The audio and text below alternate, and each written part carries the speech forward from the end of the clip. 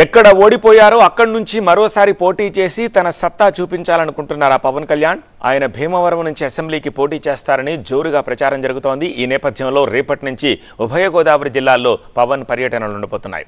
పవన్ మొదటి స్టాప్ భీమవరం కావడంతో అక్కడి నుంచి ఆయన పోటీ చేయబోతున్నారనే నాన్ స్టాప్ ప్రచారానికి బలం చేకూరుతోంది. ఎక్కడ పోగొట్టుకున్నామో అక్కడే వెతుక్కోవాలంటారు పెద్దలు. ఇప్పుడు జనసేన అధ్యక్షుడు పవన్ కళ్యాణ్ కూడా అదే బాటలో నడవనున్నారా? ఏపీలో రాబోయే ఎన్నికల్లో భీమవరం అసెంబ్లీ స్థానం నుంచి ఆయన మరోసారి పోటీ చేయబోతున్నారని రాజకీయ వర్గాల్లో జోరుగా ప్రచారం జరుగుతోంది. ఇక పవన్ కూడా ఈ నెల 14 నుంచి 17వ తేదీ వరకు ఉభయ గోదావరి జిల్లాలో పర్యటించనున్నారు.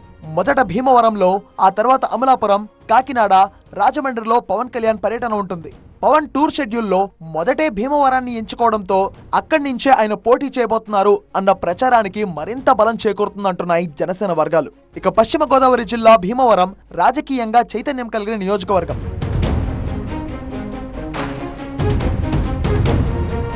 గత ఎన్నికల్లో జనసేన అధినేత పవన్ కళ్యాణ్ భీమవరం నుంచి పోటీ చేశారు.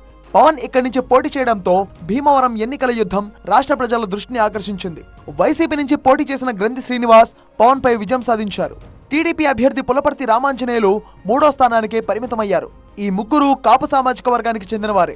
2019 ఎన్నికల్లో వైసీపీ అభ్యర్థి గ్రంథి శ్రీనివాస్ కు 70,642 ఓట్లు, పవన్ కళ్యాణ్ కు 62,280 ఓట్లు, టీడీపీ అభ్యర్థి పులపర్తి రామాంజనేయులకు 54,037 ఓట్లు వచ్చాయి. 8,357 ఓట్ల తేడాతో ఓటమి చెందారు పవన్ కళ్యాణ్.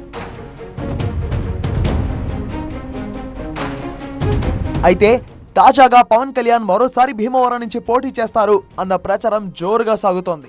భీమవరంలో పవన్ పోటీ చేస్తే ఈసారి ఖచ్చితంగా గెలుస్తామని జనసేన నాయకులు బలంగా చెప్తున్నారు. పవన్ అడుగులు కూడా ఆ దిశగానే సాగుతున్నట్లు సమాచారం.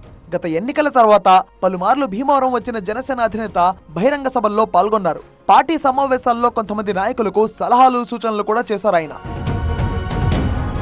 ఇప్పుడు మరోసారి పవన్ కళ్యాణ్ భీమవరం రానున్నారు. ఇక్కడ కొంతమంది ప్రముఖులను, నాయకులను కలవనున్నారు ఆయన.